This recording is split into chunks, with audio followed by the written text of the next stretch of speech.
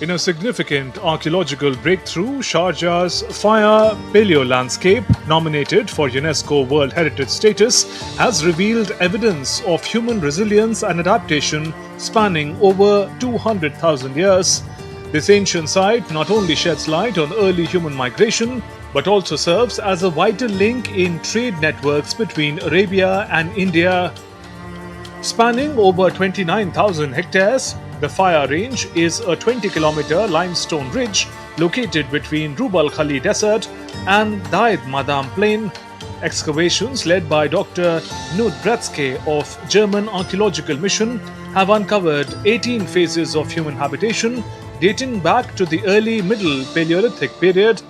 People came first here in a period when it was more rainy, more wet. So we have flowing rivers at that time. Sometimes we even talk about the Green Arabia phase because it was so wet that probably entire Arabian Peninsula was turned green. That means covered with vegetation. We have running rivers at that time, year-round running rivers, when modern humans, Homo sapiens like you and me, first arrived in the region. The site is renowned for its continuous archaeological record, showcasing ancient stone tools, burial practices, and artifacts, including Indian cooking pots and coins bearing the image of Shiva. These discoveries highlight Faya's role in connecting the ancient civilizations of Mesopotamia, the Indus Valley, and Arabia.